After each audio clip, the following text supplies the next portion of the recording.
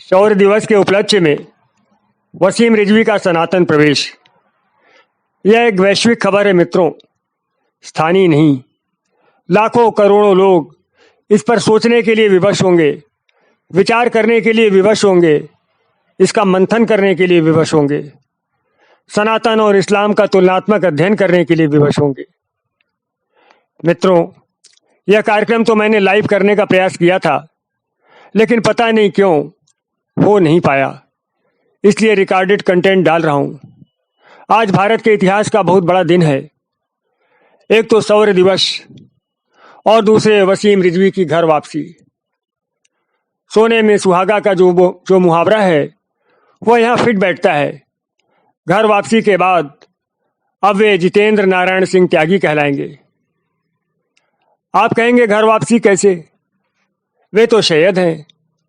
तो अरब में इस्लाम के आगमन से पहले कौन सा धर्म था? क्या मक्का में शिवालय और उसके चतुर्दिक 365 मंदिर नहीं थे? क्या उन मंदिरों में मूर्तियां नहीं थी? क्या वहां 3 देवियों की पूजा नहीं होती थी? इसलिए मैं वसीम की घर वापसी ही कहूंगा। यह घटना इंडोनेशिया में राजकुमारी सुकोर्णो पुत्री सुकुमावती का स्मरण कराती है, लेकिन वास्तव में उससे अधिक महत्वपूर्ण है, क्योंकि वसीम का रास्ता सुकुमावती से अधिक कठिन था। दूसरे, सुकुमावती की कोई अरब पृष्ठभूमि नहीं थी। वे लंबे समय से हिंदू धर्म का अध्ययन कर रही थी और इस्लाम व हिंदू धर्म का तुलनात्मक अध्ययन के पश्चात उन्होंने हिंदू धर्म को श्रेयस्कर समझा और फिर इस ओर आई।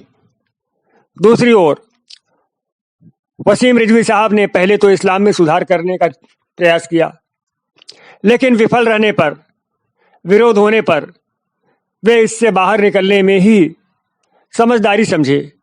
वे समझ गए कि घृणा और हिंसा पर आधारित विचारधारा का कोई भविष्य नहीं है। जन्नत में 72 हूरों का लालच करना व्यर्थ है। काफिरों से घृणा करने को उनकी सहज बुद्धि ने धर्म नहीं माना, बल्कि अधर्म माना, और उनकी सहज वृत्ति धर्म की खोज में लग गई। इस प्रक्रिया में हिंदू धर्म को उन्होंने समझा और इसमें उन्हें वे तत्व दिखे जिन्हें उनकी सहज बुद्धि ने वास्तव में धर्म माना। उन्होंने अनुभव किया कि मानवता और संपूर्ण सृष्टि के लिए इससे अधिक कल्याणकारी दूसरी विचारधारा है नहीं कोई। इसलिए वे इधर मुड़ते गए। इस दौरान उन्होंने धमकियां सही, गालियां सही, अपमान सहे, लेकिन रुके नहीं। उल्टे जितना ही उन्हें धमकाया गया, जितना ही अपमानित किया गया, उतना ही इस विचारधारा की कट्टरता और हिंसा वृत्ति उनके सामने स्पष्ट होती गई, उतना ही वे इससे दूर होते गए।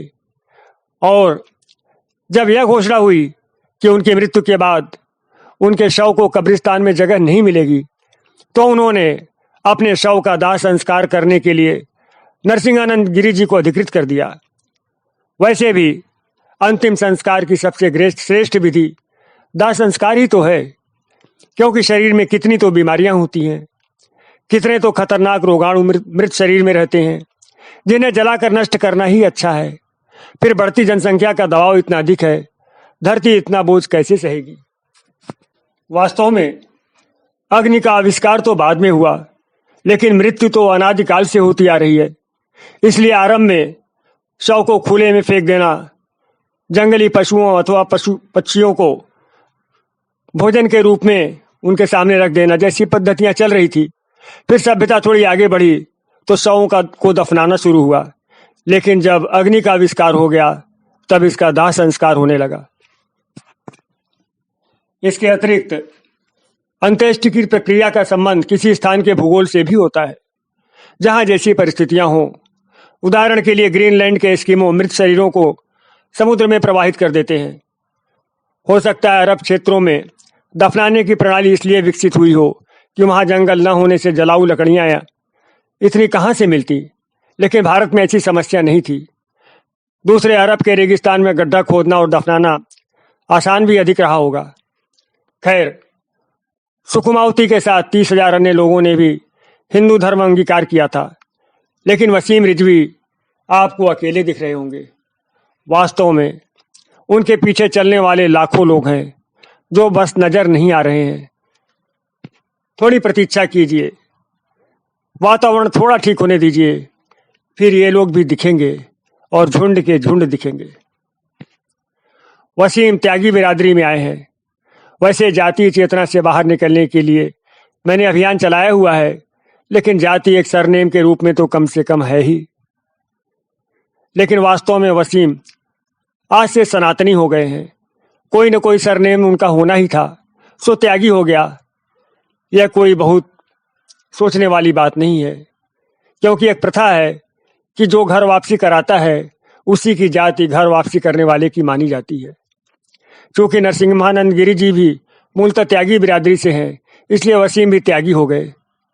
मान लीजिए आप गुर्जर या जाट हैं और किसी की घर वापसी कराते हैं तो उसकी वही जाति हो जाएगी। लेकिन फिर भी कहता हूँ, जाति चेतना और जाति दम्भ से बचकर रहिए। नरसिम्हानंद जी स्वयं जाति चेतना से बहुत ऊपर हैं और अपने को सनातनी मानते हैं। घर वापसी के बाद वसीम ने स्पष्ट रूप से कहा कि सनातन दुनिया का पहला धर्म है और सर्वश्रेष्ठ धर्म भी है। इसके अलावा उन्होंने एक और बड़ी बात कही। उन्होंने कहा कि आज से वे यति के सिपाही हैं और सनातन के शत्रुओं से मिलकर लड़ेंगे। तो मित्रों, आज की सबसे वायरल खबर है वसीम का जितेंद्र बनना। इसकी तुलना मैं नील आर्मस्ट्रांग द्वारा चंद्रमा पर कदम रखने की घटना से करना चाहता हूं। उस समय नील आर्मस्ट्रांग ने कहा था, one small step for man, one giant leap for mankind, अर्थात मनुष्य का एक छोटा सा कदम लेकिन मानवता के लिए एक बड़ी छलांग। इसी तरह वसीम रिजवी द्वारा भी सनातन की दुनिया में रखा गया यह एक छोटा सा कदम मानवता के इतिहास में एक बहुत बड़ी छलांग सिद्ध होने वाली है। आप देखते रहिए मित्रों।